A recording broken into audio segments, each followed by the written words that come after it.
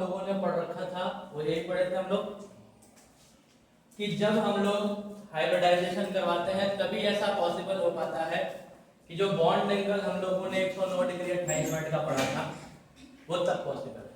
अगर हाइब्रिडाइजेशन नहीं कराए होते तो हमें ये देखने को मिलता कि ये जो px और s वाला जो ऑर्बिटल है, मतलब कि p और s ओवरलैपिंग में जो बॉन्ड बने हुए हैं वो सभी आपस में कितने कितने डिग्री पे होते हैं, 90 डिग्री पे होते हैं।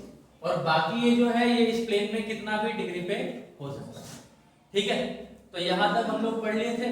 अब इसके आगे जो हम लोग पढ़े हैं पढ़ना है उसको हम लोग यहां से चालू करते हैं भाई, कि जो कुछ भी हम लोग एडवांटेज देखे वैलेंस बॉन्ड थ्योरी की। ठीक है भाई, कुछ तो एडवांटेजेस थे ना हमारे पास वीबीटी का, और फिर बाद में हमें कुछ डिसएडवांटेजेस भी देखने को मिले थे। तो ये सारा जो है ये आप लोग कॉपी कर लीजिएगा। ठीक है, और बार बार लिखूंगा तो टाइम भी जब ज्यादा जाएगा, लंबा समय चला जाएगा तो फिर आपको कोई मतलब निकलेगा नहीं। सबसे पहली बात करें अगर हम एडवांटेजेस और बैलेंस बॉन्ड थ्योरी, इसके बाद से फिर हमारा बैलेंस बॉन्ड थ्योरी फेल भी हुआ। तो सबसे पहले बात करते हैं किसकी, advantages of valence bond theory. तो क्या क्या एडवांटेजेस है भाई, तो सबसे पहला एडवांटेज क्या है हमारा कि it explains the various bond characters. ठीक है, बहुत सारे बॉन्ड कैरेक्टर के बारे में एक्सप्लेन करना स्टार्ट किया। फॉर एग्जांपल जैसे आपका बॉन्ड लेंथ हो जाएगा, ठीक है, बॉन्ड की स्ट्रेंथ हो जाएगा। और वैलेंस बॉन्ड थ्योरी में ओवरऑल हमने ओवरलैपिंग पढ़ा है। क्या पढ़ा है, ओवरलैपिंग पढ़ा है। इस ओवरलैपिंग कॉन्सेप्ट में हमने क्या देखा है, एस एस ओवरलैपिंग देखा है। क्या क्या देखा है भाई हम लोग, एस एस ओवरलैपिंग देखा हमने, उसके बाद एसपी ओवरलैपिंग देखा, इसके बाद पीपी ओवरलैपिंग देखा, इसके बाद पीडी ओवरलैपिंग देखा, और क्या देखा हमने, डीडी ओवरलैपिंग देखा। इन सभी में जब हम लोग ओवरलैपिंग का कॉन्सेप्ट पढ़ रहे थे तो हमें यहाँ पे देखने को मिला था कि S और S मतलब NS और NS की ओवरलैपिंग जो थी वो सबसे कम हुआ करती थी। फिर उसके बाद से N और P की ओवरलैपिंग हुआ करती थी, और सबसे ज्यादा P और P की ओवरलैपिंग हुआ करती थी। ये बात आपने कल देखा था। तो हम ऐसे बता सकते हैं कि ये जो बात हमने समझी थी या फिर जान पाए थे, जानकारी जो मिली थी, वो इसके पीछे वजह कौन था, वैलेंस बॉन्ड थ्योरी। और आपने देखा था क्या कि इनका जो बॉन्ड डिस्टेंस जो होगा वो सबसे कमजोर होगा, इनका बॉन्ड डिस्टेंस जो होगा वो थोड़ा सा मॉडरेट हो जाएगा, और इनका जो बॉन्ड स्ट्रेंथ होगा वो क्या हो जाएगा, आपका हाईएस्ट हो जाएगा। और बॉन्डिंग का राजा अगर मैं आपसे बोलूं तो कौन है, बॉन्डिंग का राजा कौन है, 1s है। मतलब जहां कहीं भी 1s ओवरलैप आएगा आप ये समझ जाइएगा इससे बेहतरीन ओवरलैपिंग, इससे ज्यादा बॉन्ड स्ट्रेंथ और कोई दिखा नहीं सकता। क्या ये बात समझ में आ रही है? तो ये सारी जो चीजें हमने देखी है या फिर जो समझ पाए हैं, इसके पीछे कौन रिस्पांसिबल है, बैलेंस बॉन्ड थ्योरी है। तो क्या ये पहला एडवांटेज हुआ बैलेंस बॉन्ड थ्योरी का? ठीक है, तो देखो भाई यहाँ पे हमने जो बैलेंस बॉन्ड थ्योरी का एडवांटेज देख रहे हैं उसमें सबसे पहला लिखा हुआ है it explains about the various bond character. Bond character जैसे आपका बॉन्ड लेंथ हो जाएगा। अब समझिए जितना ज्यादा आपका ओवरलैपिंग होगा उतना ही दो न्यूक्लियस के बीच में डिस्टेंस कम होगा, जितना डिस्टेंस कम होगा उतना मजबूत बॉन्ड बनेगा। मतलब अगर बॉन्ड लेंथ ज्यादा हुआ तो बॉन्ड स्ट्रेंथ कम हो जाएगा, और अगर बॉन्ड स्ट्रेंथ ज्यादा हुआ तो बॉन्ड लेंथ क्या हो जाएगा, कम हो जाएगा। क्या ये बात क्लियर हो पा रहा है आप लोगों को कि जितना ज्यादा ओवरलैपिंग दो न्यूक्लियस मतलब या फिर इंटर न्यूक्लियर डिस्टेंस, दो न्यूक्लियस के बीच का डिस्टेंस क्या हो जाएगा, कम होता जाएगा। जितना ज्यादा न्यूक्लियस का डिस्टेंस कम होगा उतना बॉन्ड लेंथ कम होगा, उतना बॉन्ड स्ट्रेंथ मजबूत होता जाएगा। आप ऐसा ही बोल सकते हैं कि बॉन्ड स्ट्रेंथ जो होता है एरिया अंडर ओवरलैपिंग के डायरेक्टली प्रोपोर्शनल होता है। जितना ज्यादा एरिया अंडर ओवरलैपिंग होगा मतलब ओवरलैपिंग का एरिया जितना ज्यादा उतना ज्यादा मजबूत आपका बॉन्ड देखने को मिलेगा। ये बात समझ में आ रही है?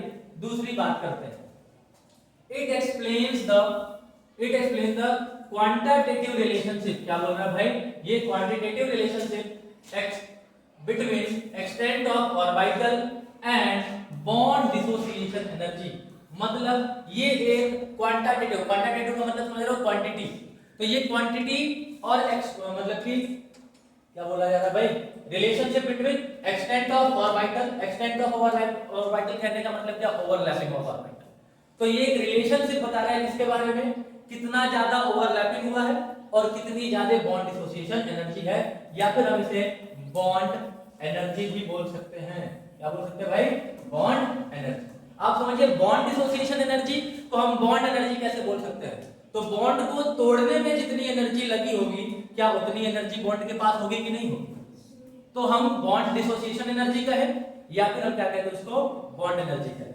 तो बात आपको ये समझ में आ जानी चाहिए कि वैलेंस बॉन्ड थ्योरी हमें एक क्वांटिटेटिव रिलेशनशिप बता रही थी कि जितना ज्यादा ओवरलैपिंग होगा उतनी ही ज्यादा बॉन्ड डिसोसिएशन एंथैल्पी होगा।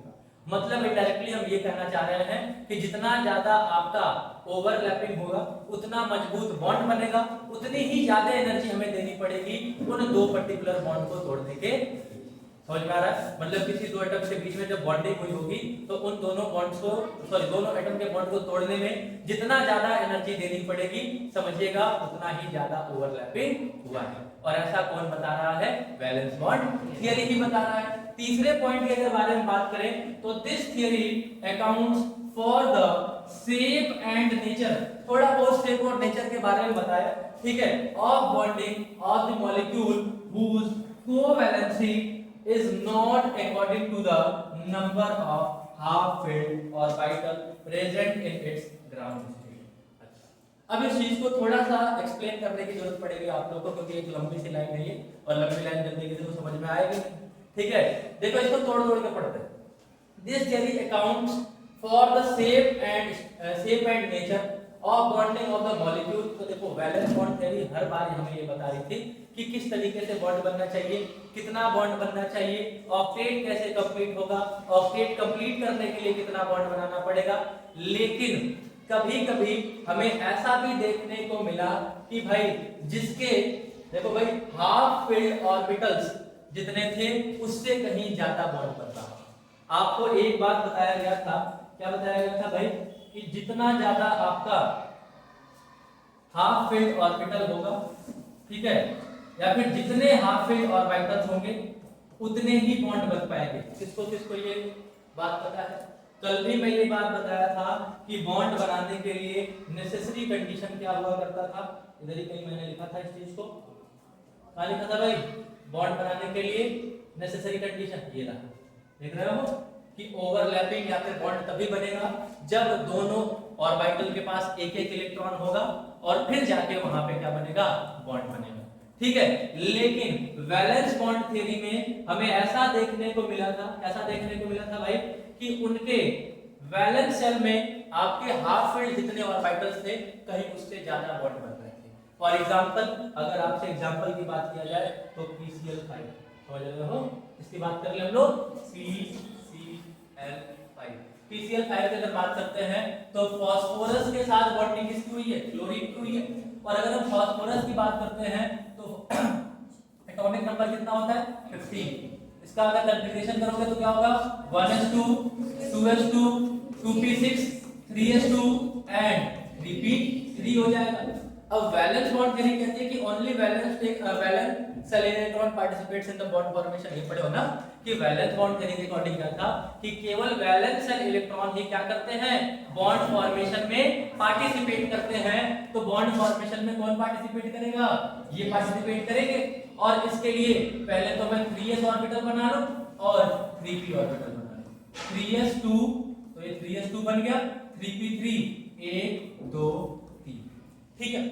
अब समझिए हाफ फील्ड ऑर्बिटल्स कितने हैं, तो ये एक हाफ फील्ड, दो हाफ फील्ड, तीन हाफ फील्ड, तो number of half filled orbital कितने हो गए, बोलो यार, number of half field orbitals कितने हो गए, 3 हो गए। लेकिन यहाँ पे बॉन्ड फॉर्मेशन कितना हो रहा है, 5 क्लोरीन बना रहे हैं। कितने क्लोरीन बॉन्ड बना रहे हैं, 5 क्लोरीन बॉन्ड बना रहे हैं। और 5 क्लोरीन के बॉन्ड बनाने के बाद भी ये स्टेबल है। PCl5 स्टेबल है कि नहीं है, हाँ, PF5 स्टेबल होता है कि नहीं होता है। तो हम ऐसा बोल सकते हैं कि जितने हाफ फील्ड ऑर्बिटल्स हैं उसके बाद भी हम क्या कर सकते हैं, बॉन्ड बना सकते हैं। इसका जीता जाता बहुत बढ़िया एग्जांपल आपका कार्बन का है। कार्बन के पास 1s2 2s2 2p2 होता है। अब समझिए ये क्या है आपका 2s ऑर्बिटल और ये क्या है आपका 2p ऑर्बिटल। क्या है 2p ऑर्बिटल। तो समझिए ये 2s तो हो गया, ठीक है। अब 2p2 में क्या हुआ, ऐसा हो गया। अब बताइए हाफ फील्ड ऑर्बिटल कितने हैं, 2 ही हैं, लेकिन कार्बन कितने बॉन्ड बनाता है, 4 बॉन्ड बनाता है। ऐसा हमने वैलेंस बॉन्ड थ्योरी में पढ़ा है कि कार्बन की कोवैलेंसी कितनी होती है, 4। ये भले अलग की बात है कि कार्बन की कोवैलेंसी फर्स्ट एक्साइटेड स्टेट में 4 है, लेकिन होती तो है ना। अब सोचो बात बिगड़ी कहां, वैलेंस बॉन्ड थ्योरी फेल कहां हुआ। वैलेंस बॉन्ड थ्योरी जहां फेल हुआ है, चेक करो वैलेंस बॉन्ड थ्योरी कहां फेल हुआ है, ये हुआ इस कंडीशन में हुआ है कि जब कार्बन 4 हाइड्रोजन के साथ बॉन्ड बना रहा था, ठीक है, तो उनमें से 3 ऑर्बिटल किसके साथ ओवरलैप कर रहे थे, p के साथ, मतलब sp sp sp ओवरलैपिंग हो रही थी, लेकिन एक ऑर्बिटल s के साथ ओवरलैप किया।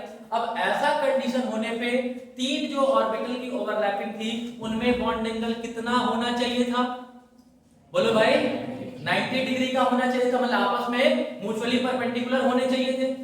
और एक जो बॉन्ड एंगल था उसको फ्रीली पूरा का पूरा बॉन्ड बनाना चाहिए था। और sp ओवरलैपिंग जो होता है, समझिएगा, जो s और p ओवरलैपिंग है वो ज्यादा ओवरलैप कर पाएगा और s जो ओवरलैपिंग था वो थोड़ा कम ओवरलैप कर पाएगा। इसका मतलब ये है कि s और s वाला जो बॉन्ड स्ट्रेंथ है वो थोड़ा कमजोर होना चाहिए, उसकी बॉन्ड डिसोसिएशन एनर्जी कम होनी चाहिए, और sp की बॉन्ड डिसोसिएशन एनर्जी क्या होनी चाहिए, ज्यादा होनी चाहिए। लेकिन अफसोस ऐसा देखें ना आप लोग कल का कि ऐसा हुआ ही नहीं। All the 4 bonds on the in the CH4 requires same amount of energy for breaking of bond, मतलब bond dissociation energy इन चारों के चारों bonds का क्या था, बराबर था। ठीक है, तो अगर हम इसमें बात करते हैं कि क्या क्या दिक्कत हो गया, ठीक है, तो दिक्कत क्या क्या हुआ समझिएगा। अगर हम बात करते हैं इसकी CH4 की, किसकी बात करते हैं, CH4 की, तो मानिए ये कौन सा ओवरलैपिंग था, sp ओवरलैपिंग था। कौन सा ओवरलैपिंग था, sp। ये कौन सा ओवरलैपिंग था, sp। ये कौन सा ओवरलैपिंग था, sp। और इसको मान लीजिए ये कौन सा ओवरलैपिंग है, sh ओवरलैपिंग है। समझ में आ रहा है। अच्छा, क्विकली आप एक थोड़ा सा हम ऐसा बोल सकते हैं कि चीजों को बस समझ लिया जाए, ठीक है, किस तरीके से समझा जाए, जो हम लोग डेली लाइफ में इस्तेमाल करते हैं उस तरीके से समझाएं। ओवरलैपिंग का मतलब क्या होता है, एक के ऊपर एक चढ़ जाना, घुस जाना, इस तरीके से हम बात करते हैं। अब सोचो आपके पास s ऑर्बिटल है, क्या है, s ऑर्बिटल, और s का शेप कैसा होता है, बोल रहे हैं, डायग्राम ले लो क्या बढ़िया सा 3D वाला, लो ये एक s का शेप बना लेते हैं, ठीक है, स्फेरिकल होता है, ठीक है। अच्छा मैं p की बात करूं तो p कैसा होता है, बोलो, किस टाइप का होता है, डंबल शेप का होता है। अब सोचो ये थोड़ा आगे से पीछे से नुकीला टाइप का है, ये गोला सा टाइप का है। एक काम कीजिए, 1 किलो का लोहे का गेंद लेके और किसी के शरीर पे इस तरीके से कीजिए, ठीक है, और वही 1 किलो का लोहा का चाकू बना के किसी के शरीर पे ऐसे पेनिट्रेशन कहा जाता है, चाकू से कि गोला से, चाकू से। इसका शेप कैसा है, चाकू की तरह है। इसका शेप कैसा है, गोला की तरह है। बताओ गोला ज्यादा पेनिट्रेट कर पाएगा कि चाकू ज्यादा पेनिट्रेट? सिंपल बात है, S और P ओवरलैपिंग ज्यादा होगी, इसकी बॉन्ड स्ट्रेंथ ज्यादा होनी चाहिए, जबकि गोला गोला की ओवरलैपिंग बहुत कम होगी और यहाँ पे बॉन्ड स्ट्रेंथ कम होनी चाहिए थी। बात समझ में आ रही है। इनकी बॉन्ड एंगल, इन तीनों का बॉन्ड एंगल आपस में 90 डिग्री का ही होना चाहिए था, ठीक है, और इसका बॉन्ड एंगल 270 में कहीं भी हो जाना चाहिए था, लेकिन ऐसा हुआ क्या, नहीं हुआ। तो भाई यहीं पे हमारी VBT क्या हो गई, फेल हो गई। क्या हो गई, VBT फेल हो गई। फेल तो नहीं लिखेंगे, इतनी बढ़िया थ्योरी थी ये, डीमेरिट्स ऑफ VBT लिखेंगे। क्या लिखेंगे, डीमेरिट्स ऑफ VBT। समझ में आ रहा है, मतलब हम इतना बढ़िया थियरी जो हमें इतना दिन से पढ़ रहे थे, 3-4 दिन 5 दिन अपना कीमती समय गंवाए हैं हम लोग, उसको फेल थोड़े कर सकते हैं। वो फेल नहीं हो रही है, उसकी कुछ डीमेरिट्स देखी गई हैं। बहुत सारी चीजें ऐसी थी जो उन्होंने एक्सप्लेन किया और वो सही भी थी। ऑक्टेट वाला रूल हो गया, ठीक है, हाइपरवैलेंट हाइपोवैलेंट, उनमें भी बहुत सारी चीजें हमें देखने को मिली थी, ठीक है। तो भाई यहां से हम लोग आगे जो पढ़ेंगे वो थोड़े बहुत डीमेरिट पढ़ेंगे, लेकिन डीमेरिट पढ़ने से पहले एक आखिरी पॉइंट छोटा सा यहाँ पे और था, मेरिट्स का, एडवांटेजेस का, ठीक है। देखो क्या लिखा है, this theory redefined the stability of the molecule like BF3, AlCl3, PCl5, SF6 which don't obey their octet, ठीक है। बताओ BF3 की अगर हम बात करते हैं और किसकी बात कर लेते हैं, AlCl3 की बात कर लेते हैं। किसकी बात करें, BF3 की और AlCl3 की। तो बताइए भैया ये BF3 में ऑक्टेट बोरोन का कंप्लीट है नहीं, कितने इलेक्ट्रॉन है, 6 इलेक्ट्रॉन, ठीक है। AlCl3 की बात करते हैं तो क्या AlCl3 में Al के पास 8 इलेक्ट्रॉन है, नहीं है। 3 क्लोरीन के साथ 3 सिग्मा बॉन्ड बनाएगा, एक सिग्मा बॉन्ड बनाने से कितने इलेक्ट्रॉन बनते हैं भाई, 2। तो भाई 3 सिग्मा से कितने इलेक्ट्रॉन होंगे, 6। तो बताइए यहाँ पे कितने इलेक्ट्रॉन है, 6 इलेक्ट्रॉन है। अगर हम बात करते हैं किसकी, PCl5 की, किसकी बात करें, PCl5 की, तो PCl5 के केस में एक फास्फोरस 5 क्लोरीन के साथ बॉन्ड बना रहा है। कितने क्लोरीन के साथ बॉन्ड बना रहा है, 5 क्लोरीन के साथ एक क्लोरीन का बॉन्ड, या फिर एक बॉन्ड मतलब कितने इलेक्ट्रॉन, 2 इलेक्ट्रॉन। अगर एक बॉन्ड मतलब कितने इलेक्ट्रॉन है, 2 इलेक्ट्रॉन, तो 5 बॉन्ड मतलब कितने इलेक्ट्रॉन हो जाएंगे, 10 इलेक्ट्रॉन हो जाएंगे। यहाँ पे 10 इलेक्ट्रॉन हो गए। क्या हम लोग SF6 की बात कर सकते हैं, सल्फर के साथ कितने फ्लोरीन, 6 फ्लोरीन बॉन्ड बनाएंगे। कितने फ्लोरीन बॉन्ड बनाएंगे, 6 फ्लोरीन बॉन्ड बनाएंगे। और एक बॉन्ड मतलब कितने इलेक्ट्रॉन, 2 इलेक्ट्रॉन, तो 6 बॉन्ड मतलब कितने इलेक्ट्रॉन, 12 इलेक्ट्रॉन। तो इस सल्फर के पास 12 इलेक्ट्रॉन हो जाएंगे। क्या इन दोनों कंडीशंस के अंदर क्या इसमें ऑक्टेट कंप्लीट है, नहीं। क्या इसमें ऑक्टेट कंप्लीट है, नहीं। मतलब इन दोनों को ऑक्टेट कंप्लीट नहीं है, तो VBD के अंतर्गत इसको एक नाम दिया गया और उसका नाम क्या है, हाइपोवैलेंट। इसका नाम क्या है, हाइपोवैलेंट। मतलब 8 इलेक्ट्रॉन से कम होगा इफ नंबर ऑफ इलेक्ट्रॉन, ठीक है, at central atom is less than कितने, 8 इलेक्ट्रॉन। तो हम उसे क्या नाम दे देते हैं, उसे नाम देते हैं हाइपोवैलेंट कंपाउंड या फिर हाइपोवैलेंट स्पीशीज। और अगर नंबर ऑफ इलेक्ट्रॉन 8 से ज्यादा हो जाते हैं, ठीक है, if the number of electron at central atom is more than कितने, इज मोर देन 8 इलेक्ट्रॉन, तो उन कंपाउंड्स को हम लोग क्या कह देते हैं, हाइपरवैलेंट। क्या नाम देते हैं, हाइपरवैलेंट कंपाउंड बोलते हैं, ठीक है, हाइपरवैलेंट कंपाउंड बोलते हैं। तो क्या ये बात समझ में आ रही है, हाइपरवैलेंट क्या होता है और हाइपोवैलेंट क्या होता है। हाइपरवैलेंट जिनका ऑक्टेट एक्सीड कर गया हो, एंड हाइपोवैलेंट जिनका ऑक्टेट एक्सीड नहीं किया हो, मतलब ऑक्टेट से भी कम हो, उनको हम लोग क्या कह देंगे, हाइपोवैलेंट। तो क्या ये सारी बातें भी हम लोग कहाँ कर पाते हैं, वैलेंस बॉन्ड थ्योरी में ही कर पाते हैं। और ऐसा बताया गया है कि ये अनस्टेबल नहीं है, ये क्या है, स्टेबल है। ये क्या है, स्टेबल। ये भी क्या है, बोलो भाई, ये भी स्टेबल। तो ये सारा जो कीर्तिमान है, कीर्तिमान समझ रहे हो ना, जो उपलब्धियां हैं, ये किसके वजह से है, VBD की वजह से है। वैलेंस बॉन्ड थ्योरी इसके पीछे रिस्पॉन्सिबल है। तो ये जो जितने भी बातें हम लोग पढ़े हैं, ये सभी आपके एडवांटेजेस ऑफ क्या थे, वैलेंस बॉन्ड थ्योरी। क्या ये सारे एडवांटेज आप लोगों को समझ में आए हैं, जो जो बताया गया है आपका, कि it explains the valence bond character, bond distance, bond length बताया था। जितना ज्यादा ओवरलैपिंग होगी बॉन्ड लेंथ उतनी कम होगी, बॉन्ड डिस्टेंस उतनी ज्यादा होगी। दूसरी बात, it explains the quantitative relationship between extent of overlapping and क्या बोला गया है, बॉन्ड डिसोसिएशन एनर्जी। जितना ज्यादा एक्सटेंट ऑफ ओवरलैपिंग होगा उतना ही ज्यादा बॉन्ड डिसोसिएशन एनर्जी होगा। तीसरी खास बात अगर कर रहे थे तो this theory account for the shape and the nature of the nature of bonding that the molecule whose covalency is not according to their number of half filled orbitals। इतनी लंबी लाइन पढ़ने से बेहतर आप इतना याद रखिए कि जितने हाफ फील्ड ऑर्बिटल्स थे उससे कहीं ज्यादा नंबर के बॉन्ड बना रहे थे और वो भी क्या थे, स्टेबल थे। ठीक है। और चौथी अगर हम बात करें तो क्या था आपका, this theory redefined the stability of, मतलब अनस्टेबल नहीं है, स्टेबल है, भले ही इनका ऑक्टेट कम हो या फिर ऑक्टेट एक्सीड करे। For example BF3 SH3 305 SH6 which do not obey their octet, वो अपने ऑक्टेट को ओबे नहीं कर पा रहे थे। क्या ये बात समझ में आ गई है आप लोगों को? These all are the few advantages of the valence bond theory। लेकिन एडवांटेज के बाद कुछ डिसएडवांटेज के ऊपर भी जाते हैं, जो कि हमने मीथेन में देखा।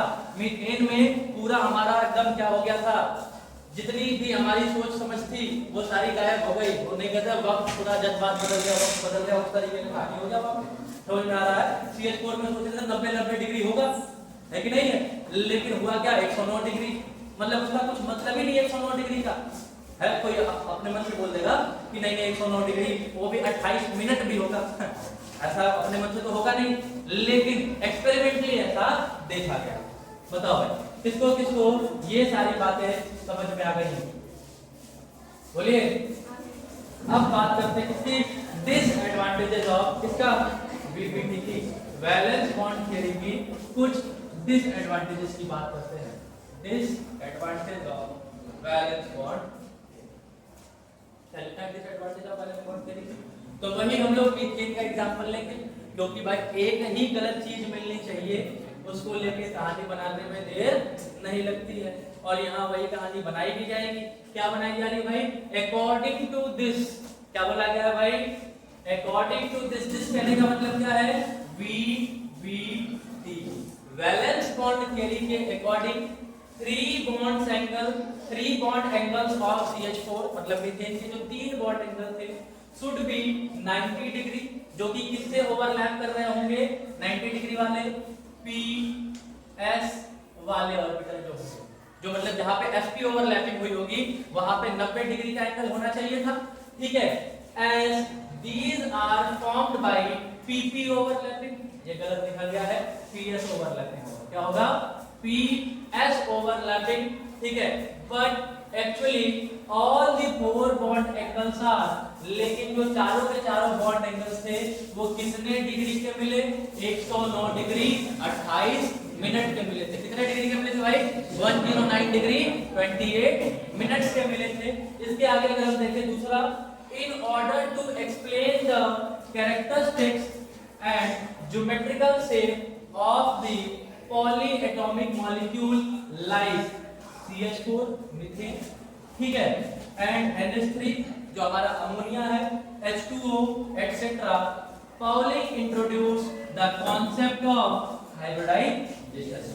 तो भाई जैसे आपका मीथेन हो गया, NH3 अमोनिया हो गया, वाटर हो गया, इन सभी के शेप के बारे में बताने लगे, तो पाउलिंग साहब ने कहा कि बिना हाइब्रिडाइजेशन का शेप बताना क्या है? मुश्किल है, या फिर आप कहिए नामुमकिन है। क्योंकि देखो जैसा हमने देखा H2O को, वो तो पहले से ही शेप होगा। ये चीजें तो थ्योरी जो है वो किसी की सोची समझी गई साजिश है ना, ये सारी बातें जो बताया जा रहा है इस तरीके से। अब देखा गया कि भाई जिस तरीके का हम सोच रहे हैं कि ये शेप होना चाहिए, उससे जस्ट अपोजिट शेप हो रहे हैं, यहाँ पे उसके तरह शेप नहीं मिल रहा है। तो पाउलिंग साहब ने कहा कि भाई इस तरीके से तो ऐसा शेप बनना मुमकिन नहीं है। तो भाई मुमकिन कैसे होगा? जरूर कहीं ना कहीं ऑर्बिट आपस में क्या किए हैं? इंटरमिक्स हुए हैं, और पाउलिंग साहब ने हाइब्रिडाइजेशन का कॉन्सेप्ट देना चालू कर दिया। तो बताओ भाई, मतलब वैलेंस बॉन्ड थ्योरी को हटा के उसके अंदर हाइब्रिडाइजेशन लाया जा रहा है, कहीं ना कहीं ये वैलेंस बॉन्ड थ्योरी की डीमेरिट ही तो है। ठीक है। तो introduction of hybridization is also a demerit of valence bond theory. मतलब हमें हाइब्रिड ऑर्बिटल की अगर खोज करनी है या फिर हाइब्रिड ऑर्बिटल बनानी है, तो कहीं ना कहीं वैलेंस बॉन्ड थ्योरी अपने जगह पे थोड़ा बहुत गलत है। ठीक है। तीसरी खास बात, एज पर overlapping all the 4 bond angle in CH4 are not the same. ठीक है, ओवरलैपिंग के हिसाब से जो हमारा मीथेन था उनमें चारों के चारों बॉन्ड जो होंगे वो सेम नहीं होने चाहिए, क्योंकि एक जगह थे ना कि 3 जगह ऐसा था कि उस गोले मोले में चाकू मारा जा रहा था, चाकू इन द सेंस पी और एस की ओवरलैपिंग थी, जबकि एक जगह ऐसा था कि गोला से गोला को टकराया जा रहा था। तो बताइए, गोला से गोला टकराइए और गोला में चाकू मारिए, दोनों सेम होंगे नहीं होंगे। मतलब एसपी ओवरलैपिंग अलग होनी चाहिए थी एंड एसएस ओवरलैपिंग अलग होनी चाहिए थी, लेकिन क्या हुआ, but in reality all the bonds are identical. अगर वास्तविकता में देखा जाए तो सारे के सारे जो बॉन्ड थे वो कैसे थे, आइडेंटिकल। बताओ, इसमें किसी को कोई तकलीफ है नहीं। अब एक काम करते हैं, थोड़े बहुत एग्जांपल्स कर लेते हैं किसके, ओवरलैपिंग, जिससे आपको थोड़ा सा ज्यादा क्लियर हो जाए कि क्या होना चाहिए था और क्या नहीं होना चाहिए। ठीक है, तो कुछ एग्जांपल करते हैं। फॉर्मेशन ऑफ H2, H2 बना लेंगे आप लोग, बोलो भाई। हाइड्रोजन बना लेंगे, चेक करते हैं भाई। Formation of H2 by overlapping concept, overlapping concept से हाइड्रोजन बनाते हैं। तो काम करते हैं, हाइड्रोजन का एटॉमिक नंबर कितना होता है, 1 होता है। दूसरे पे हाइड्रोजन का एटॉमिक नंबर कितना होगा, 1 होगा। अच्छा, इनकी अगर मैं कंफिगरेशन करूंगा तो 1s1 होगा, इनका भी कंफिगरेशन क्या होगा, 1s1 होगा। अगर हम इन्हें ऑर्बिटल्स में लिखना चाहें, मतलब एटॉमिक ऑर्बिटल में अरेंज करना चाहें तो क्या होगा, ये ऐसे और ये ऐसे। ठीक है, अब ध्यान से समझिए, इनका शेप बना लेते हैं और इनका शेप बना लेते हैं। ठीक है, ये शेप है आपका किसका, एस का, सॉरी एच का, और दूसरा भी एक और शेप बना लेते हैं किसका, एच। ठीक है, अब समझिए कि इनके 3 एक्सिस होंगे, एक्स वाई जेड, बोलो भाई। और अगर मैं x और x में ओवरलैपिंग करा देता हूं तो ये क्या होंगे, ध्यान समझना, यहाँ पे एक इलेक्ट्रॉन होगा, बोलिए, और यहाँ पे एक इलेक्ट्रॉन होगा। ठीक है, अब इनको उठा के ले जाके ओवरलैप करा देते हैं। जैसे ही हम ओवरलैप कराएंगे इस तरीके से ये बॉन्ड बन जाएगा। समझ में आ रहा है? तो बताओ भाई, इनमें कौन सा ओवरलैपिंग हुआ है, एस एस ओवरलैपिंग हुआ है। ये दोनों आपस में कौन सा ओवरलैपिंग किए हैं, S S overlapping. S S overlapping से कौन सा बॉन्ड बनता है, सिग्मा बॉन्ड बनता है। कौन सा बॉन्ड बनता है, सिग्मा बॉन्ड बनता है। इसका मतलब हाइड्रोजन में सिंगल बॉन्ड हाइड्रोजन देखने को मिलता है। ठीक है, अच्छा, अगर ऐसे में आपसे बोलूं कि फॉर्मेशन ऑफ O2, किसकी बात करते हैं, O2 की बात करते हैं, और वो भी किससे, किससे भैया, ओवरलैपिंग कॉन्सेप्ट से। तो formation of O2 by overlapping concept. तो O2 का फॉर्मेशन ओवरलैपिंग कॉन्सेप्ट से अगर किया जाए तो सिंपली बताओ, सबसे पहले हमें ऑक्सीजन लिखने की जरूरत है। ऑक्सीजन का इलेक्ट्रॉनिक कॉन्फ़िगरेशन, मतलब एटॉमिक नंबर कितना होता है, 8। कितना होता है भाई, 8। Electronic configuration 1s2 2s2 2p, कितना हो जाएगा, 4 होगा कि 6 होगा, 4 होगा, क्या हो जाएगा, 2p4। ठीक वैसे ही यहाँ भी 8 इलेक्ट्रॉन होंगे, ये भी ऑक्सीजन होगा, और ये भी क्या हो जाएगा, 1s2 2s2 2p4। अच्छा, अब ऑर्बिटल बना के देख लेते हैं इसका। तो ऑर्बिटल बनाओ भाई, ये क्या हो जाएगा आपका 2s2, और ये क्या हो जाएंगे आपके 2p4 हो जाएंगे। क्या हो जाएंगे, 2p4।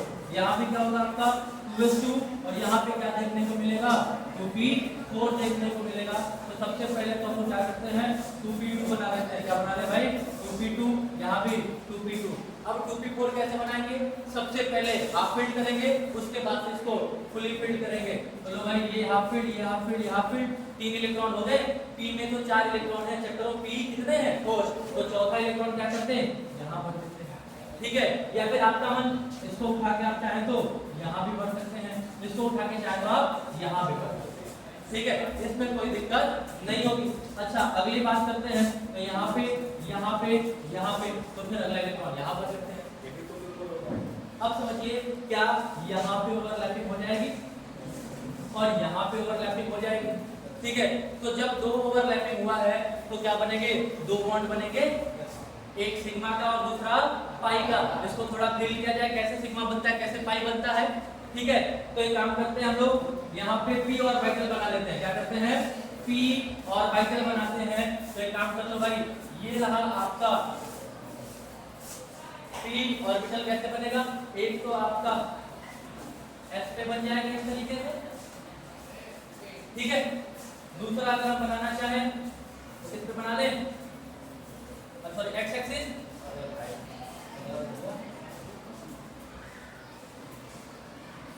एक y एक्सिस पे बना लेते हैं, और तीसरा कहां बना ले? z एक्सिस पे बना लेते हैं। क्या बना ले? z एक्सिस पे बना लेते हैं। तो इधर काम करते हैं, इसको z पे बना लेते हैं, z इधर होता है, इधर z एक्सिस हो गया, ठीक है। अब समझिए एक और ऐसा ही ऑर्बिटल बना ले, बोलो भाई, एक ऑर्बिटल ऐसा ही और बना लेते हैं। जैसे ही एक और ऑर्बिटल बना, अब आप समझिए इस केस में देखो कौन कौन से ऑर्बिटल हाफ फील्ड है। तो इसको अगर मैं px बोलता हूँ, क्या बोलूँ इसको? px, ये क्या था आपका? py, और ये क्या आपका? pz। ये क्या है? px, ये क्या है? py, ये क्या है? pz है। तो px और py में एक एक इलेक्ट्रॉन है, तो इसको मैं बोल देता हूँ px, ठीक है। तो px में कितने इलेक्ट्रॉन हो जाएंगे भाई? ये रहा px ना, क्या करता हूँ, ये px में बना लेता हूँ एक इलेक्ट्रॉन, ठीक है। इधर इधर भी बना लेता हूँ कितने? एक इलेक्ट्रॉन। px में एक इलेक्ट्रॉन बन गया। अच्छा, ये आपका py है ऊपर वाला, ठीक है। तो इसको बना लेता हूँ py, और इसको बना लेता हूँ py।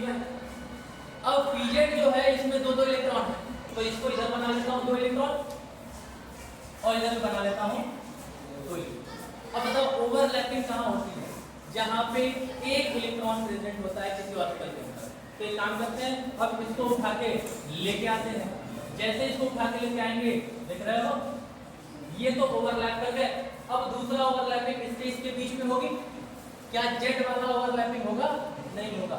अब समझिएगा इस चीज को थोड़ा सा बढ़िया से कि एक बात बताओ, ये जो ओवरलैपिंग आपको देखने को मिल रही है कहाँ पे? ये वाली, ये कौन सी ओवरलैपिंग है? हेड ऑन ओवरलैपिंग है कि साइड वाइज है? Head on. कौन सा है? Head on overlapping. और हेड ऑन ओवरलैपिंग से, हेड ऑन ओवरलैपिंग से क्या बनता है आपका? सिग्मा बनता है। क्या बनता है? सिग्मा बॉन्ड बनता है। जबकि अगर मैं बोलूं कि ये भी तो आपस में ओवरलैप करेंगे, बोलो भाई, ये 3D प्लेन है, ऐसा नहीं है कि मैं दूर से ही करा रहा हूँ, ये 3D प्लेन है, तो क्या यहाँ भी तो ओवरलैपिंग होगी? और बताइए py ओवरलैपिंग से क्या बनेगा आपका? पाई बॉन्ड बन जाएगा। क्या बन जाएगा? पाई बॉन्ड बन जाएगा। और आपने देखा भी था px में ही सिग्मा बनता था। अगर ये y एक्सिस पे कोऑर्ड आके ओवरलैप करते हैं तो पाई बनता था। z एक्सिस पे कोऑर्ड आके ओवरलैप करेंगे तो क्या बनेगा? पाई बनेगा। इसका मतलब ये जो है x एक्सिस के टुवर्ड क्या बनेगा आपका? हेड ऑन, जिससे क्या बन जाएगा? सिग्मा। और y एक्सिस वाले जो होंगे ये y जब ओवरलैप करेंगे तो ये क्या बन जाएगा आपका? पाई बॉन्ड बन जाएगा। क्या बन जाएगा? Pi bond. तो ऑक्सीजन और ऑक्सीजन जब रखेंगे आप बीच में, तो बताइए पहला बॉन्ड जो बनेगा वो आपके x एक्सिस पे टुवर्ड बनेगा, जो कि क्या होगा आपका? सिग्मा होगा। और दूसरा जो बनेगा वो क्या बनेगा आपका? ये y एक्सिस पे टुवर्ड बनेगा, जो कि क्या हो जाएगा आपका? पाई बॉन्ड हो जाएगा। अब एक बात बताओ, अगर चाकू को ऐसे मारा जाएगा तब ज्यादा ओवरलैपिंग होगा कि चाकू को ऐसे मारा जाएगा तब ज्यादा ओवरलैपिंग होगा? ऐसे मारेंगे तब ना भाई। पेट में अगर आपके एकदम चाकू घुसा देना हमको, तो ऐसे मारूंगा कि ऐसे मारूंगा? ऐसे नहीं ना खिलाओ भाई तुम्हारा पेट है तो आज काट दो, ऐसा नहीं ना करूंगा। मारना है तो सीधा ऐसे मारूंगा। तो एक बात बताओ, जब ये वाला ओवरलैपिंग हुआ हेड ऑन वाला, वो ज्यादा हुआ होगा? बोलो। और ये वाला जो ओवरलैपिंग हुआ है ये क्या हुआ होगा? कम हुआ होगा। इसका मतलब सिग्मा की जो बॉन्ड स्ट्रेंथ होती है ये ज्यादा होती है, और पाई की जो बॉन्ड स्ट्रेंथ होती है वो कम होती है। इससे as compare to sigma bond, as compare to. और ये बात हमेशा याद रखिएगा, सिग्मा बॉन्ड मजबूत होता है, पाई बॉन्ड कमजोर होता है। ठीक है, ये बात आपने भी फील भी किया। चाकू ऐसे मारोगे तो ज्यादा घाव लगेगा, कैसे मारोगे तब ज्यादा घाव करेगा? ऐसे मारने पर। और ये बोला चाकू तो सामने लग रहा है ना, अरे यार एकदम फील करो ना इस चीज को। ऐसा कभी कोई देखा है O2 में ऐसा ऊपर ऐसा होता है? नहीं, लेकिन हम उसके करीब पहुंच रहे हैं ना कि सिग्मा जो होता है वो ज्यादा स्ट्रांग होता है और पाई जो होता है वो कमजोर होता है।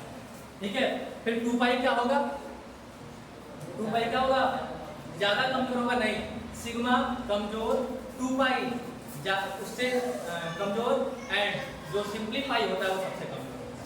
क्योंकि अब भाई ओवरलैपिंग तो 3 जगह हो रही होगी ना 2 पाई में। हाँ, 2 पाई में ओवरलैपिंग कितनी जगह हो रही है? 3 जगह। तो भाई अगर मैं आपको ऐसे भी ऐसे 3 जगह चाकू मार दूंगा तो भी ज्यादा चोट लगेगी। अगर सिर्फ ऐसे मार दिया तो कितना ज्यादा चोट नहीं लगेगी। इसका मतलब अगर हम इंडिविजुअली कंपेयर करते हैं, सिग्मा ज्यादा मजबूत कि पाई ज्यादा मजबूत कि 2 पाई ज्यादा मजबूत, तो सिग्मा सबसे मजबूत होते हैं, उसके बाद 2 पाई, एंड सबसे कमजोर पाई होते हैं। कुछ इस तरीके से आपको आगे देखने को मिलेगा। क्या इसमें किसी को कोई दिक्कत, कोई परेशानी है? नहीं है ना। अगला एक और करके बता दीजिए हमको कि फॉर्मेशन ऑफ N2, किसका फॉर्मेशन? N2 का फॉर्मेशन बाई ओवरलैपिंग कॉन्सेप्ट के अकॉर्डिंग N2 बना के बताइए जरा, कैसे बनेगा N2? तो सबसे पहले नाइट्रोजन लिखोगे, अरे हाँ ना बोलो यार, दूसरा भी क्या करेंगे? नाइट्रोजन लेंगे। अब नाइट्रोजन का एटॉमिक नंबर क्या होता है? 7। यहाँ भी नाइट्रोजन का एटॉमिक नंबर क्या होगा? 7 होगा। कॉन्फ़िगरेशन 1s2 2s2 2p3, इधर भी 1s2 2s2 2p3। और ये सारी चीजें हम लोग अभी advantage of valence bond theory में पढ़ रहे हैं। मतलब वैलेंस बॉन्ड थ्योरी किस तरीके से ओवरलैपिंग करवा पा रही थी। तो एक बात बताओ, ये जो आपके वैलेंस इलेक्ट्रॉन यही तो है, या फिर जो वैलेंस शेल यही है, और only valence shell takes participate in the bond formation, है ना। बॉन्ड फॉर्मेशन में कौन पार्टिसिपेट करता है? वैलेंस शेल ही पार्टिसिपेट करता है। तो अब एक काम करते हैं, इसका फोटो बना ले। बोलो, ये हो जाएगा आपका 2s2 और ये क्या हो जाएगा आपका 2p3। यहाँ क्या हो जाएगा 2s2 और ये क्या हो जाएगा आपका 2p3। बोलो, क्या एक बात समझ में आ रही है? अब एक काम किया जाए, 2s2 बना ले इधर, तो ये 2s2 इधर 2p3। बोलिए, यहाँ भी 2s2 इधर 2p3। समझ में आ रहा है? अब बताइए कि तीनों के तीनों ऑर्बिटल आपस में खाली खाली है। इसका मतलब ये तीनों बॉन्ड बनाएंगे आपस में, और जब ये तीनों बॉन्ड बना रहे होंगे तो एक काम करते हैं, फिर से फोटो बना ले इधर। लो भाई, ये क्या था आपका? ये हो जाएगा आपका इधर ऐसे, फिर दूसरा ऐसे, और तीसरा तो कॉपी कर ले पारो, और ये रहा। ठीक है, अब सोचो आप लोग, क्या जो ये तीनों के px py pz, मतलब ऐसे बोलूं, ये क्या था? px था, ठीक है, ये क्या है? py, ये क्या है? pz, px py pz, ऐसा हो जाएगा। बोलिए, अब इसको मैं बोल देता हूँ px, इसको बोल देता हूँ py, इसको बोल देता हूँ pz। ये भी क्या हो जाएगा? px, ये क्या हो जाएगा आपका? py, ये क्या हो जाएगा आपका? pz। बोलो, किसी को कोई तकलीफ है? बोलो यार, नहीं है ना। अब बताइए, इन तीनों के px में भी एक इलेक्ट्रॉन, py में भी एक इलेक्ट्रॉन, pz में भी एक इलेक्ट्रॉन, मतलब यहाँ पे हम ऐसा बोल सकते हैं कि यहाँ पे हम एक एक इलेक्ट्रॉन बना लेते हैं। तो बोलो, एक यहाँ इलेक्ट्रॉन बना लेते हैं, एक यहाँ बना लेते हैं, ठीक है। ठीक वैसे ही एक यहाँ बना लेते हैं और एक यहाँ बना लेते हैं। ठीक वैसे ही एक यहाँ बना लेते हैं और एक यहाँ। अब क्या कराना है हमें? ओवरलैपिंग कराना है। तो जैसे ही आप ओवरलैपिंग कराएंगे, अब क्या होगा? तीनों चाहेंगे ना बॉन्ड बनाना, क्योंकि तीनों के पास एक एक इलेक्ट्रॉन की कमी है। आप सिंपली जैसे इसको ले जाके यहाँ पे टच कराते हैं, ये तो बॉन्ड बन जाएगा। अब बताइए, क्या ये वाले जो भैया है, ठीक है, ये यहाँ बॉन्ड बनाना चाहेंगे? बोलिए, तो ये भी बन जाएगा एक पाई। क्या ये दोनों भी आपस में ओवरलैप करना चाहेंगे, ये वाले और ये वाले? तो ठीक है, तो ये दोनों भी आपस में क्या कर जाएंगे? ओवरलैप कर जाएंगे, और ओवरलैप करने से इनमें भी एक बॉन्ड बन जाएगा और इनमें भी एक बॉन्ड बन जाएगा। अब बताइए, कितने बॉन्ड बन रहे हैं? एक तो आपका सीधा सीधा हेड ऑन ओवरलैपिंग से बन रहा है जो कि ये वाला बन रहा है, बाकी इसमें क्या देखो क्या हो रहा है, ये वाले इस पीले वाले के साथ, और ये जो आपका कौन सा कलर है भाई, हाँ पिंक कलर है, किसका फेवरेट है, समझ रहे हो? सोचो अब समझिए, ये जो पिंक कलर वाले हैं वो पिंक कलर से ओवरलैप कर रहे हैं। हम ऐसा बोल सकते हैं कि भाई यहाँ पे एक सिग्मा बन रहा है, मतलब px से सिग्मा बन रहा है, जबकि py से क्या बन रहा है, पाई बन रहा है, और pz से क्या बन रहा है, पाई बन रहा है। इट मींस एक सिग्मा और दो पाई बन रहा है। मतलब अगर मैं नाइट्रोजन और नाइट्रोजन लिखूंगा तो ये जो x वाले होंगे इससे क्या बन रहा होगा, सिग्मा बन रहा होगा। अब वो अलग अलग केस है, आप y की तरफ से लेके आएंगे तो y वाले सिग्मा बना लेंगे, z की तरफ से लेके आएंगे तो z वाले सिग्मा बना लेंगे। ऐसा नहीं है कि हमेशा एक सिग्मा बनाए, जरूरी नहीं, बस मैं एक केस लिया हूँ जहाँ पे हम लोग x एक्सिस पे टुवर्ड बॉन्ड फॉर्मेशन करा रहे थे या फिर ओवरलैपिंग करा रहे थे। अगर मैं इसको उठा के y से कराता तो ये y वाले सिग्मा बना लेते, अगर मैं z से कराता तो z वाले सिग्मा बना लेते। बस आपको ये समझ में आना चाहिए कि भाई एक सिग्मा बन जाएगा जो कि सेम तरह के ऑर्बिटल्स होगा x और x वाले से। अच्छा अब एक बात बताओ, y वाले से क्या बनेगा, बोलो यार, y वाले से क्या बन रहा है आपका, पाई बन रहा है, और z वाले से क्या बन रहा है आपका, z वाला जो होगा वो कहीं यहाँ होगा, और इससे बन रहा होगा क्या, पाई। एक काम करते हैं, इन दोनों नाइट्रोजन को थोड़ा सा बड़ा कर दें।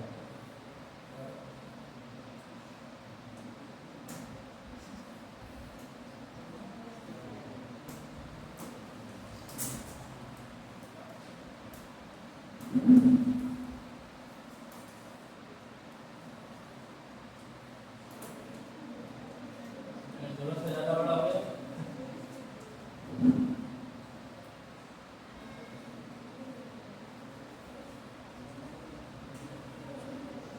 दोनों नाइट्रोजन के बीच में क्या बना, एक सिग्मा और दो पाई बॉन्ड बना। क्या ओवरलैपिंग कॉन्सेप्ट आप लोगों को समझ में आ गया, एकदम सही बताना। थोड़ा भी अगर डाउट होगा तो हमसे पूछ लेना भाई। ओवरलैपिंग से आपको यही सारे बनाने को मिलेंगे, O2 हो गया, F2 हो गया, N2 हो गया, Cl2 भी बना लोगे। चलो भाई आखिरी बनाते हैं, किस चीज को, क्लोरीन को, ठीक है। तो लो भाई Cl2 बना लेते हैं। फॉर्मेशन ऑफ इसका, formation of Cl2 by overlapping concept. Overlapping concept से हम लोग Cl2 बनाते हैं। अब बताइए क्लोरीन एटॉमिक नंबर कितना होता है, 17। एक और क्लोरीन ले लें, एटॉमिक नंबर कितना हो जाएगा, 17 हो जाएगा। भाई मत मजा लो यार, हम मजा ले अभी। हाँ तो देखो ये क्लोरीन 17, ये भी 17।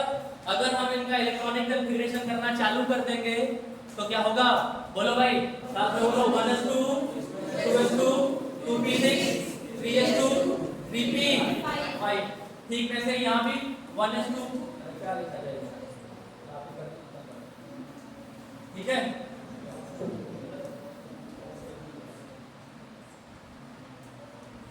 ठीक है, 1s2 2s2 2p6 3s2 3p5।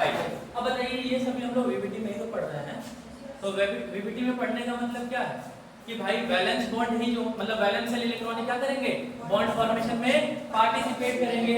तो भाई वैलेंस इलेक्ट्रॉन या फिर वैलेंस सेल हमारा कौन सा है, यही तो है।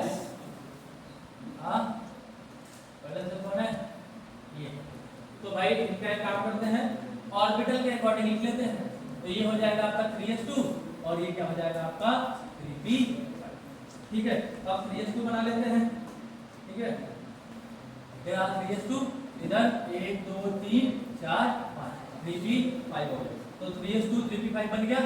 चलो भाई एक और 3s2 3p5 बना लेते हैं और ये आपका 3s2 3p5 बन गया।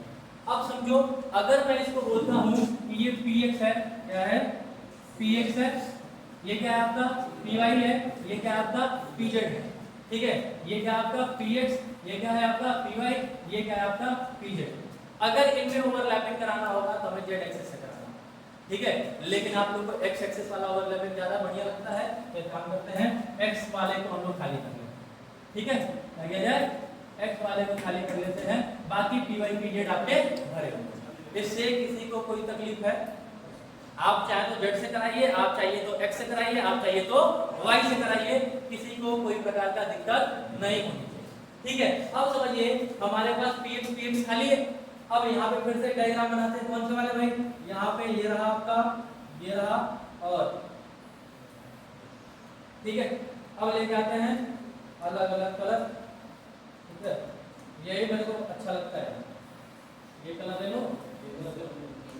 ठीक है, कलर बदलते रहिए।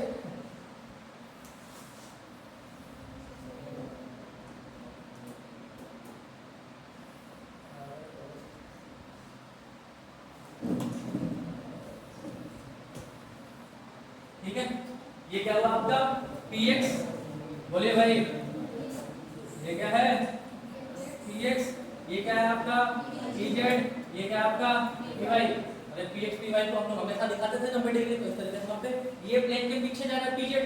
ठीक है, अब ठीक काम करते हैं कैसा ही, एक और उठा लेते हैं। ठीक है, ऐसा काम करते हैं, पहले px में कितने इलेक्ट्रॉन है? एक है, तो px में काम करते हैं, एक इलेक्ट्रॉन बना लेते हैं। ठीक है, py में कितने इलेक्ट्रॉन है? दो है, तो ये भी यहाँ दो बना लेते हैं। pz में कितने इलेक्ट्रॉन है? दो है, तो यहाँ भी दो बना लेते हैं।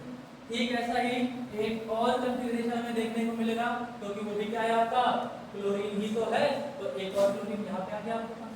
ठीक है, अब थोड़ा सा पता हो गया।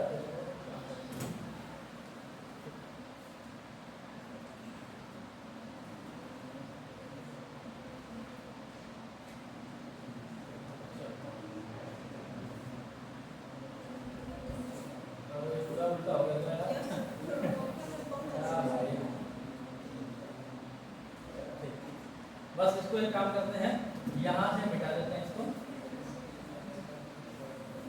रख लेते हैं, यहाँ पे एक इलेक्ट्रॉन बना देते हैं। बोलो, और किसी को इसमें तो कोई दिक्कत नहीं होगी। अब होगा क्या, अब हम लोग ओवरलैपिंग कराने जा रहे हैं। क्या करने जा रहे हैं? ओवरलैपिंग। जैसे ही हम ओवरलैपिंग कराएंगे, ये बस आपस में ओवरलैप करेंगे। इनमें भी दो इलेक्ट्रॉन भरे पड़े हैं, इनमें भी दो इलेक्ट्रॉन भरे पड़े हैं। जब इलेक्ट्रॉन भरे हैं तो ये ओवरलैपिंग करने नहीं जाएंगे। ओवरलैपिंग के लिए आपको मैंने बताया था क्या होना चाहिए, ऑर्बिटल के पास एक इलेक्ट्रॉन होने चाहिए और दूसरे ऑर्बिटल के पास भी एक इलेक्ट्रॉन होने चाहिए, और वो भी उसका स्पिन अपोजिट होना चाहिए। क्या होना चाहिए? अपोजिट स्पिन होना चाहिए। अब बताइए, यहाँ पे केवल हेड ऑन ओवरलैपिंग देखने को मिल रही है, और हेड ऑन ओवरलैपिंग से क्या बनता है? बोलो भाई, सिग्मा बॉन्ड बनता है। क्या बनता है? Sigma bond. तो ये रहा आपका क्लोरीन, ये रहा आपका क्लोरीन, और क्लोरीन क्लोरीन के बीच में क्या बन रहा है? सिग्मा बॉन्ड बन रहा है। क्या बन रहा है? सिग्मा बॉन्ड बन रहा है। ठीक है, बोलिए, इतने में किसी को कोई दिक्कत हुई है? जहां तक हम लोग ये पढ़े हैं, यहाँ से एडवांटेजेस से लेके यहाँ से ना एडवांटेज और बेनिफिट है, इनमें ये सारे पॉइंट आप लोग क्लियर हुआ है। ठीक है, इसके बाद हमने ये देखा है कि बॉन्डिंग का सबसे ज्यादा कौन है? 1s1s। जहां भी आपको 1s1s ऑर्बिटल दिख जाएगा, आपको बोल देना है सबसे मजबूत बॉन्ड वही देखने को मिलेगा। फिर बाद में कुछ भी आता है, कोई भी आता है। फिर आगे हमने बात किया PCl5, जो कि आपके हाइपरवैलेंट कंपाउंड है। ठीक है, कार्बन में भी आपने देखा है कि कार्बन अपने ग्राउंड स्टेट में दो ही बॉन्ड बनाता है, लेकिन एक्साइटेड स्टेट में जाता है तो 4 बॉन्ड बनाता है, और जब एक्साइटेड स्टेट में जाएगा तो भाई इसको हाइब्रिडाइजेशन करने की रिक्वायरमेंट पड़ जाएगी, हो जाएगी। ठीक है, अगली बात अगर हम करते हैं तो ये सारा कार्बन वाला ही खेल था। ये आपका हाइपोवैलेंट कंपाउंड या फिर हाइपोवैलेंट स्पीशीज, ये आपके हाइपरवैलेंट स्पीशीज।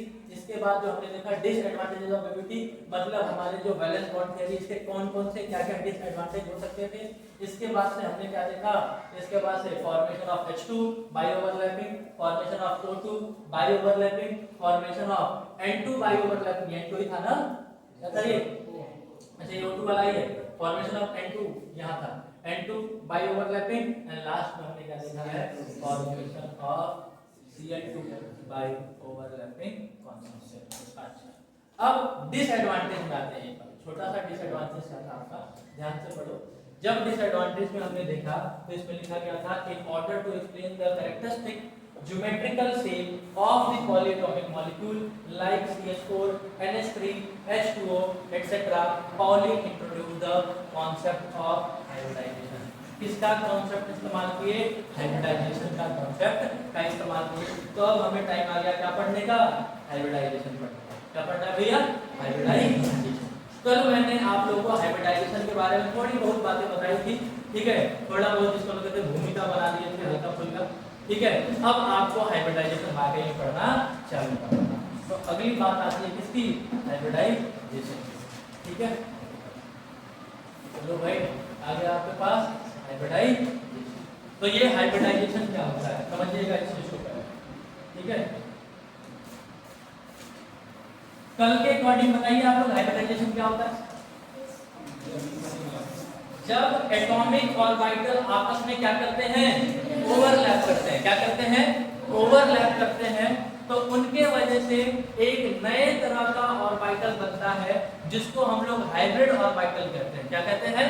हाइब्रिड ऑर्बिटल कहते हैं। इसी पूरे के पूरे फिनोमिना को हम लोग क्या नाम देते हैं? हाइब्रिडाइजेशन कहते हैं। क्या कहते हैं? हाइब्रिडाइजेशन कहते हैं। तो देखो भाई हाइब्रिडाइजेशन क्या है, तो देखो यहाँ पे ध्यान समझिएगा हाइब्रिडाइजेशन क्या है।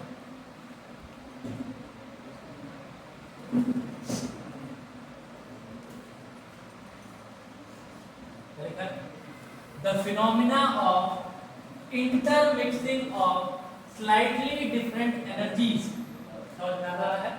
क्या बोला गया? एक ऐसा फिनोमिना जिनमें स्लाइटली डिफरेंट एनर्जी का क्या होता है? इंटरमिक्सिंग होता है। तो क्या लिखा है? The phenomena of intermixing of slightly different energies, ठीक है। और ऐसे भी एनर्जी या फिर ऐसा बोल सकते हो आप नियरली सेम एनर्जी। क्या लिखोगे? Nearly same energy. अब हाइब्रिडाइजेशन अगर हो पाएगा तो 2s2p में होगा, ठीक है। 2s2p में हो सकता है, 3s3p में हो सकता है।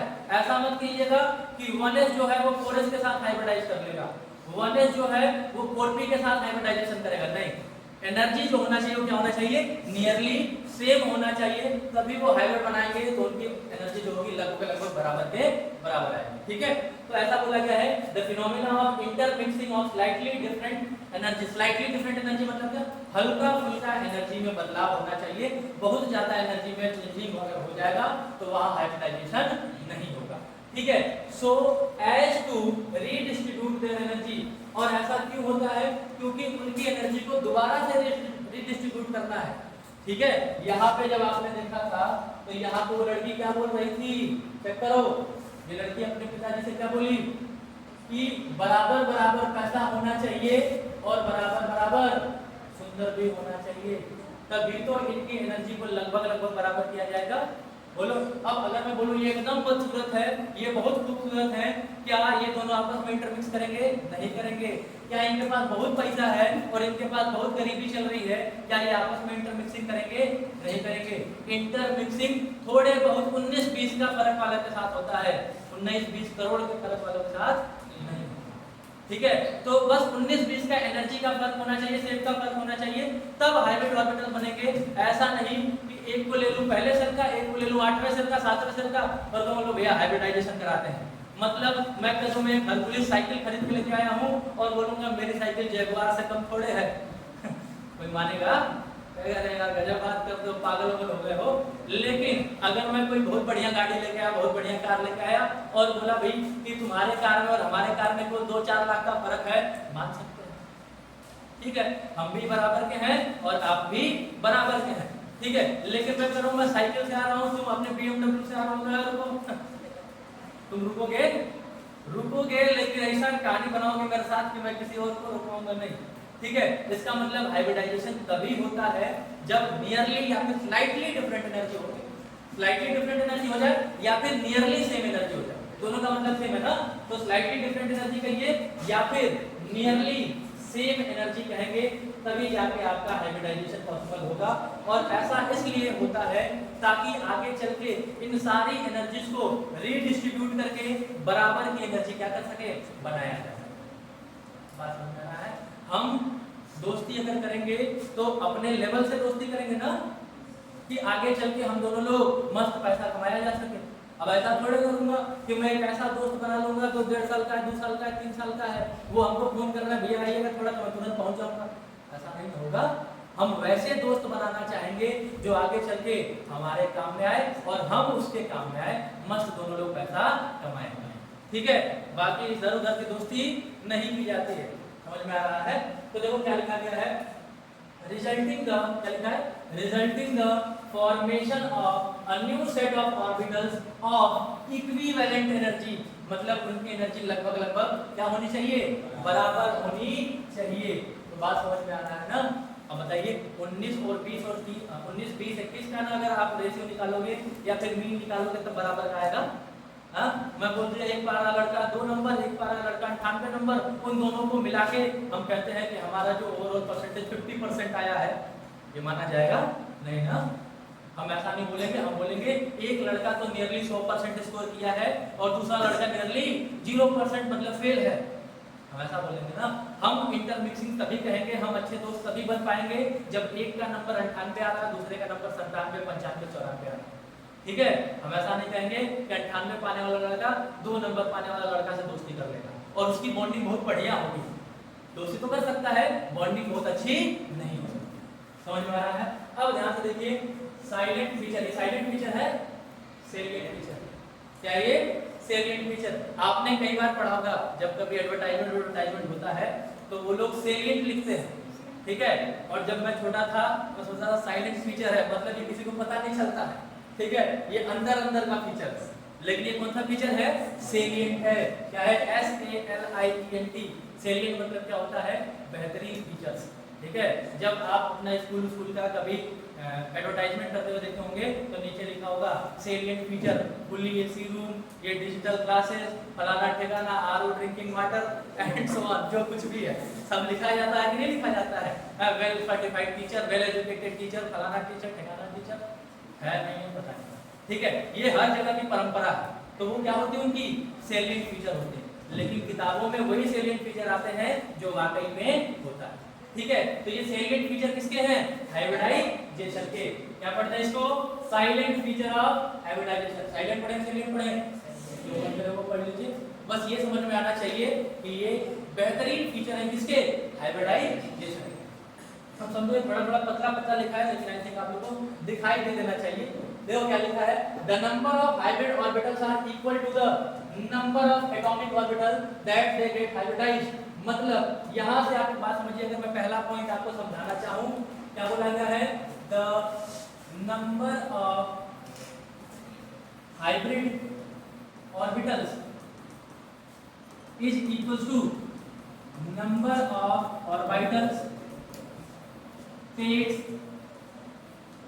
participating, बस participating in किसमें? हाइब्रिडाइजेशन। ठीक है, मतलब अगर आपसे कोई बोले कि एक ऑर्बिटल ये है और 3 ऑर्बिटल ये है, जब इन तीनों को आपस में क्या करेंगे? इंटरमिक्स करते हैं, तो बोलो भाई ये कौन सी ऑर्बिटल लग रही है आपको? S। ये कौन सी ऑर्बिटल है आपकी? P, और वो भी Px, Py एंड Pz। तो कितने p ऑर्बिटल इंटरमिक्स हो रहे हैं? 3। और कितने s ऑर्बिटल आपस में इंटरमिक्स हो रहे हैं? 1। तो भाई ओवरऑल कितने हो जाएंगे? sp3। ये क्या हो गया आपका? sp3। और कितने ओवरऑल ऑर्बिटल्स बनेंगे?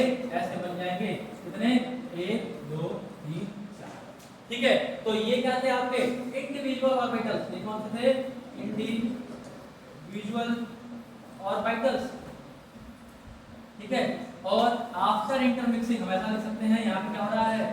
आफ्टर इंटरमिक्सिंग होने के बाद ये कौन सा ऑर्बिटल बन गए हैं? sp3 sp3 sp3। देखो sp3 sp3 sp3 और sp3, ये sp3 बन जाएंगे। समझ में आ रहा? अब जब sp3 sp3 sp3 बनेंगे तो हम ऐसा बोल सकते हैं कि यहाँ भी नंबर ऑफ ऑर्बिटल्स कितने हैं? बोलो यार, 4 हैं। और इधर भी नंबर ऑफ ऑर्बिटल्स कितने थे? तो यहाँ 4 ऑर्बिटल, इधर भी 4 ऑर्बिटल। मतलब पहला फीचर आपको समझ में आ गया होगा कि जितने ऑर्बिटल्स आपस में इंटरमिक्स होते हैं उतने ही हाइब्रिड ऑर्बिटल बन रहे होते हैं। तो अगर 4 एटॉमिक ऑर्बिटल आपस में इंटरमिक्स होते हैं तो वैसे 4 हाइब्रिड ऑर्बिटल्स भी बन रहे होते हैं। क्या ये पहला फीचर समझ में आ गया आप लोगों को कि जितने एटॉमिक ऑर्बिटल आपस में इंटरमिक्स होते हैं उतने ही हाइब्रिड ऑर्बिटल्स बनते हैं। तो यहाँ पे आप लिख सकते हैं कि atomic orbitals is equals to hybrid orbitals. जितने आपके एटॉमिक ऑर्बिटल आपस में मिक्स होंगे उतने ही नए हाइब्रिड ऑर्बिटल्स बनेंगे। ठीक है, दूसरी बात आगे करते हैं। यहाँ पे क्या लिखा गया दूसरा, the hybrid orbitals are equivalent in energy and shape. और ये जो हाइब्रिड ऑर्बिटल्स होते हैं इनकी जो एनर्जी होती है वो करीब या फिर बराबर की एनर्जी होती है। क्या होती है? बराबर की एनर्जी होती है। तो समझिए ये जो आपके हाइब्रिड ऑर्बिटल बने हैं ये आपके क्या है, sp3 sp3 sp3 sp3 और सबकी एनर्जी क्या होगी? बराबर होगी। क्या होगी? इक्वल एनर्जी हो जाएगी। क्या वैसा लड़का खोज लियो पिताजी जैसा वो लड़की चाहती थी? खोजे ना, कैसा चाहती थी कि 4 लड़के रहें, एक ही घर के रहें, उनकी बराबर की पैसा हो और बराबर का सुंदरता। बताओ, सब sp3 sp3 sp3 sp3 मतलब चारों का शेप सेम जैसा है और चारों की एनर्जी भी क्या है? सेम है। मतलब शेप का मतलब उनकी सुंदरता एंड एनर्जी का मतलब उसका पैसा। इनके पैसे भी बराबर हैं और शेप भी बराबर है। क्या ये बात समझ में आ रही है? शेप भी बराबर हो गया और पैसा भी बराबर हो गया। अब मस्त इनके शादी करेंगे चारों हाइड्रोजन और बढ़िया एक बॉन्ड बना लेंगे। ठीक है, अब थोड़ा आगे बढ़ जाए। तीसरा क्या लिखा हुआ है भाई? तीसरा, the hybrid orbitals are more effective in forming bond than pure orbitals. ठीक है, प्योर एटॉमिक ऑर्बिटल्स। मतलब क्या बोला गया है, जो हाइब्रिड ऑर्बिटल्स हैं वो बेहतरीन ओवरलैपिंग करा पा रहे थे with respect to pure atomic orbitals. इस चीज को थोड़ा सा देखा जाए और इस चीज को थोड़ा सा महसूस करना ये बात ऐसा क्यों बोला गया है। क्या बोला गया भाई कि अगर मैं ओवरलैपिंग की बात करता हूँ, किसकी बात करता हूँ? ओवरलैपिंग की बात करता हूँ तो एक करता हूँ प्योर की, किसकी बात करूँ? Pure atomic orbital. और दूसरे साइड बात करता हूँ किसकी? Hybrid atomic orbital.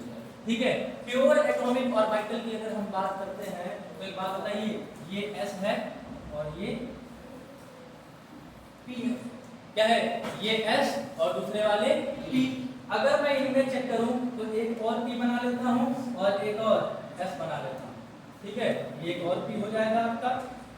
ठीक है,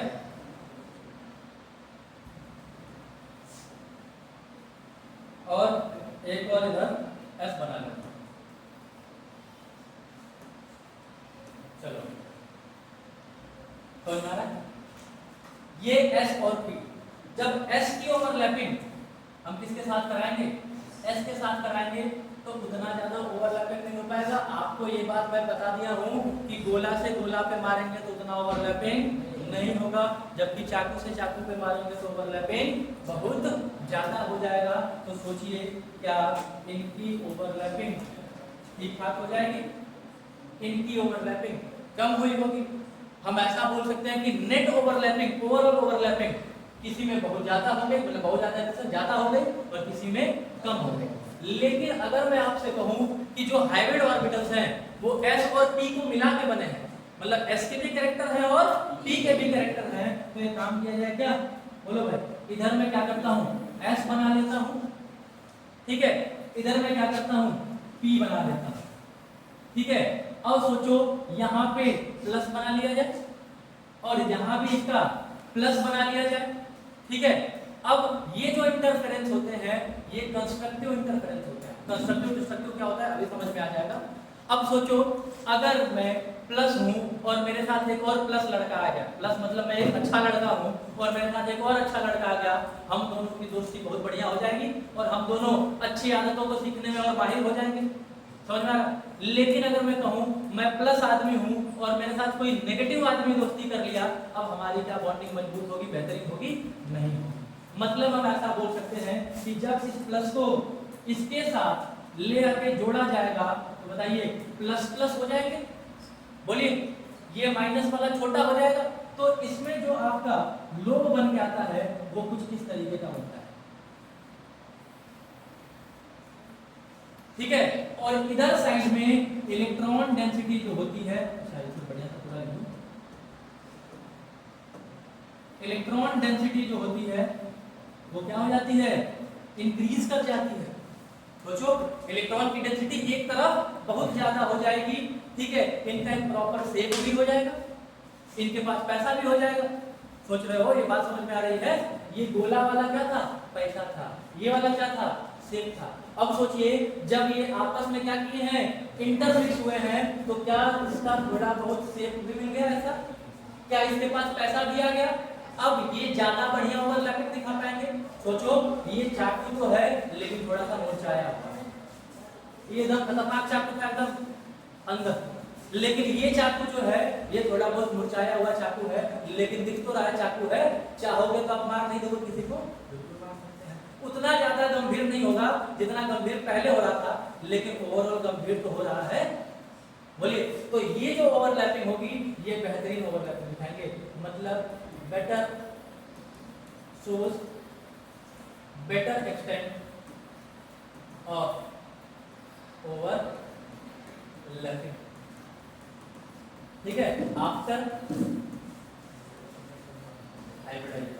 हाइब्रिडाइजेशन के बाद थोड़ा सा बढ़िया ओवरलैपिंग ये दिखा पा रहा है। क्या ये बात समझ में आई है? ये सिंपल ऑर्बिटल्स है, और ये सोचिए ये हाइब्रिड ऑर्बिटल है, तो हाइब्रिड ऑर्बिटल के पास शेप भी आ गया, देखो डंबल जैसा दिख रहा है हल्का फुल्का, और इसके पास पैसा भी आ गया। अब बढ़िया ओवरलैपिंग दिखाएंगे ना, तो हाइब्रिड ऑर्बिटल्स ज्यादा बेहतरीन ओवरलैपिंग दिखाते हैं with respect to pure atomic orbital. Pure atomic orbital के रिस्पेक्ट में हाइब्रिड ऑर्बिटल की ओवरलैपिंग ज्यादा होती है, और जितना ज्यादा ओवरलैपिंग होगा उतना बढ़िया बॉन्ड बनेगा, उतना ज्यादा एनर्जी रिलीज होगी। किसी को कोई तकलीफ इसमें? तो क्या ये लाइन समझ में आई है जो ये बोली गई है आपको कि हाइब्रिड ऑर्बिटल्स ज्यादा बढ़िया ओवरलैपिंग दिखाते हैं with respect to pure atomic orbitals, ठीक है। ये हमारा पॉइंट था, hybrid orbitals are more effective in forming stable bond. Effectively in forming stable bond कहने का मतलब क्या, ओवरलैपिंग, बेहतरीन ओवरलैपिंग, ठीक है। तो क्या लिखा गया है, the hybrid orbitals are more effective in performing stable bond than pure atomic orbital. ज्यादा मतलब सॉरी प्योर एटॉमिक ऑर्बिटल से बेहतरीन ओवरलैपिंग करते हैं, ज्यादा बढ़िया बॉन्ड बनाते हैं, जो कि ज्यादा स्टेबल भी होते हैं। अगली बात, these hybrid orbitals are, देखना, these hybrid orbitals are directed in space in some preferred direction to have the minimum repulsion between electron pairs। तो इलेक्ट्रॉन पेयर के बीच में कम से कम रिपल्सन करवाने के लिए यह हाइब्रिडाइजेशन किया जाता है। इस चीज को भी थोड़ा सा समझाऊं मैं आपको कि क्यों ऐसा होता है, ठीक है। समझो क्या हो रहा था कि जब आपका px py pz एक है, px py pz, अब इसके नीचे वाला होगा ये माइनस, ये भी माइनस और ये भी माइनस, इस तरीके से होंगे ये वाले, ठीक है। तो हमें मतलब तो इसी से है, ठीक। दूसरी का बात करते हम लोग s वाली, और ये हमारा s और आपका हो गया, ये s हुआ और वो p हुआ। जब p में डायरेक्टली ओवरलैपिंग हो रही होगी तो इनकी बॉन्ड कितनी होती है, 90 डिग्री, और इसके पास कितना होता है, 70 डिग्री, ठीक है। अब s के साथ ये इंटरमिक्स इसीलिए कर पाते हैं या फिर करते हैं, ठीक है, ताकि इनका जो बॉन्ड एंगल हो वो बहुत बड़ा हो जाए, और जितना बड़ा बॉन्ड एंगल होगा उतना ज्यादा आपका s कैरेक्टर भी होगा, ठीक है। और आप इतना समझिएगा, cos theta is directly proportional to percentage. अब क्या होता है cos थीटा भाई, तो cos थीटा होता है बॉन्ड एंगल बिटवीन, इसलिए मतलब बहुत बड़ा था, ठीक है। तो बताओ ये हो गया क्या आपका बॉन्ड एंगल बिटवीन टू, क्या बोल सकते हैं भाई, टू बॉन्ड्स, ठीक है, दो बॉन्ड्स के बीच। इस चीज को थोड़ा सा फिल करा दो आपको, percentage s character directly proportional to cos theta. आपने कभी BeCl2 देखा है? हाँ? या फिर आपने SP देखा है? SP हाइब्रिडाइजेशन नहीं देखोगे, मैं अभी दिखाता हूँ। अगर आप बोलेंगे SP है तो इनमें जो बॉन्ड एंगल होता है वो 180 डिग्री का होता है। समझ आ रहा है? बोलिए। जब आपका SP2 होगा तो इनमें बॉन्ड एंगल आपका होता है 120 डिग्री का, और जब आपका SP3 होता है तो इनमें बॉन्ड एंगल 109 डिग्री 28 मिनट का। ठीक है, ये वाला तो अभी देखो SP3 वाला जिसमें बॉन्ड एंगल 109 डिग्री 28 मिनट का हुआ करता था। ठीक है, जब हम लोग SP2 का देखेंगे तो उसमें बॉन्ड एंगल कितना हो जाएगा आपका 120 डिग्री का होगा, और जब आपका SP ओवरलैपिंग होता है उनमें बॉन्ड एंगल कितने का होता है 180 डिग्री का होता है। अब एक बात बताओ, ये S कैरेक्टर इसमें कितना है 50% और P कैरेक्टर कितना है 50, तभी तो 50-50 मिलके 100 होगा, तो बॉन्ड एंगल देखो कितना है 180। दूसरे में चेक करो, इसमें S कैरेक्टर 33.33% और P कैरेक्टर हो जाएगा आपका कितना 66.7 कितना 67%। ठीक है, जो भी हो, तो आप ऐसा बोल सकते हो कि जब आपका S कैरेक्टर डिक्रीज किया है ना तो बॉन्ड एंगल भी देखो कितना हो गया है 180 से 120 हो गया।